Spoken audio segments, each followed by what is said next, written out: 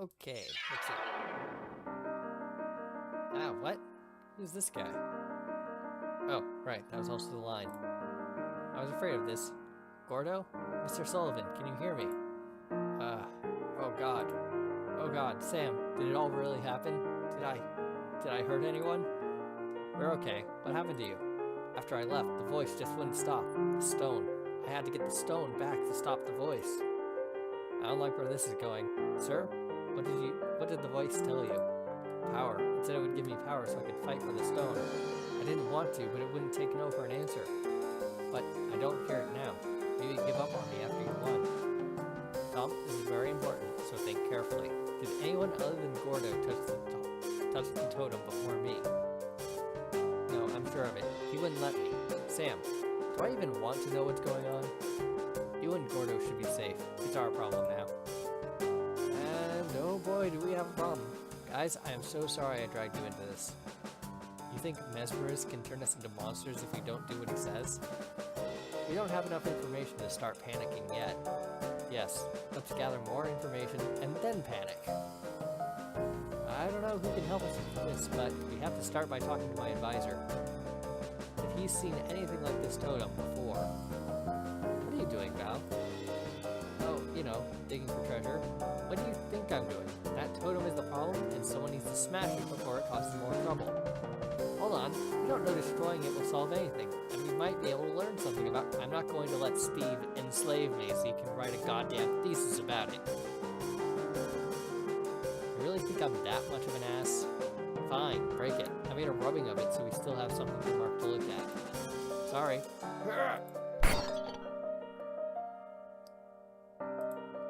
Well, come on, you've read Lord of the Rings. You thought it'd be that easy? Let's bring it back. Find out what Professor... I am never going to be able to say that right. Sheffield knows. We'll put how to destroy it high on the agenda. So you're not pressing charges on Sullivan or anything, right? Yeah, he's not the bad guy here, but just be ready for more weird crap on campus. I kinda doubt this is completely over.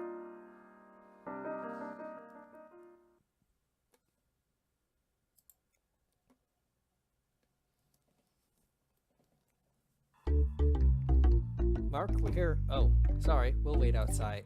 No, Mr. Guinness, come in. I'm here for the same meeting as you. Ms. Sun, Miss Vestergaard, Mr. Durand. Hey guys, take a seat somewhere.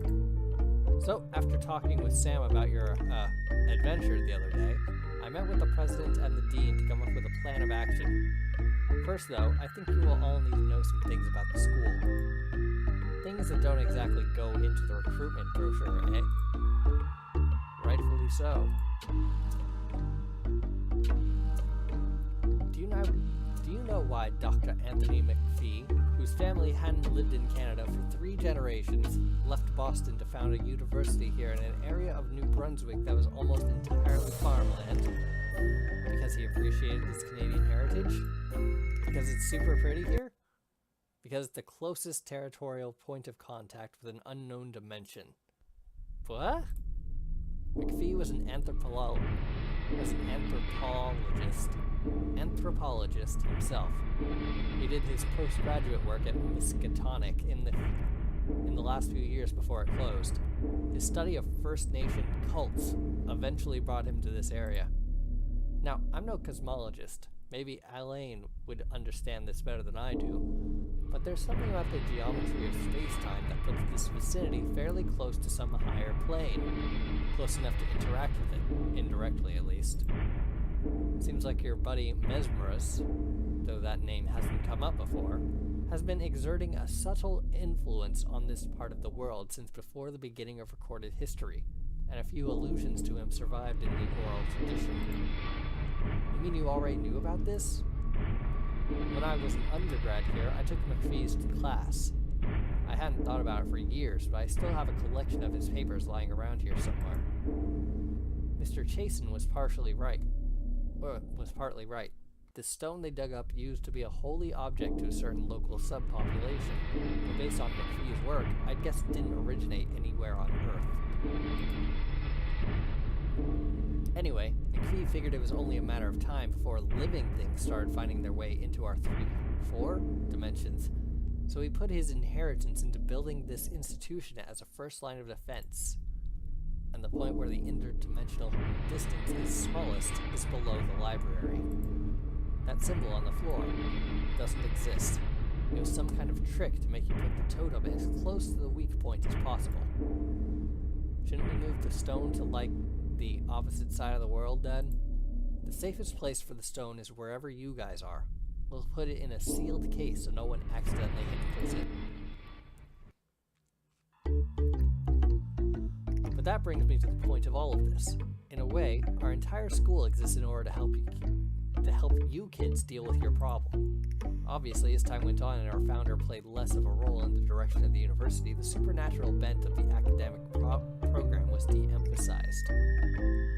Frankly, when I learned about all this after my appointment, I made it a priority to eliminate funding to the last vestigial programs whose purpose had been forgotten decades ago.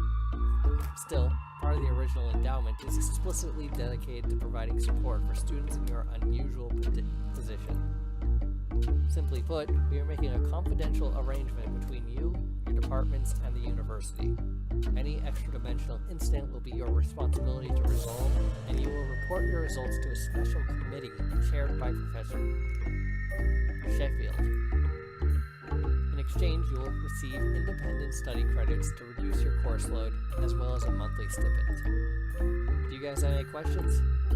Yeah. What if I actually enjoy studying modern European history and don't want to play Ghostbusters?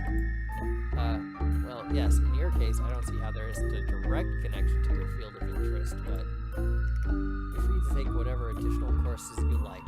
Your enrollment in the special program is not optional.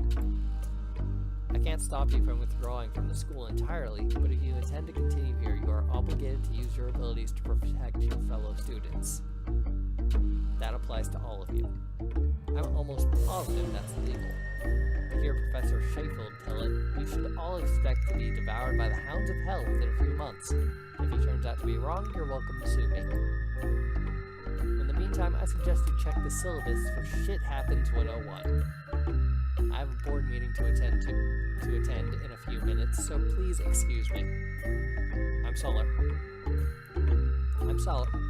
I'm sorry, Valerie, but there's no other way. Even if those jerseys worked on other people, we can't risk exposing more people to Mesmer's influence. There's still a few days before classes start again. Why don't you all get a lot of rest, and we'll meet to talk about the details next week. It's okay, Val. Just go. What? You've still got plenty of time. If you send out some transfer applications right away, you can start somewhere new in the fall and only miss a semester. What about you guys? I've got too much invested here. I don't know, maybe with some practice I could pick up some pyrokinesis. Yeah, too late for me to move as well. I've already started applying to grad schools for the next year. Elaine, I'd understand if you left. Junior year transfers aren't unheard of. Not a chance. You stay, I stay. Good. I wouldn't want to get stuck with a new roommate. You know, fire's pretty easy to make by mundane sources compared to ice or earth. Maybe we can buy a flamethrower. God, alright, I'll do it. You guys are such jerks. Are you sure? Yeah, I'm sure. Sorry for bitching about before. This all just sucks for everybody. By the way, do you know which two countries owned Canada for most of the last 400 years? England and France.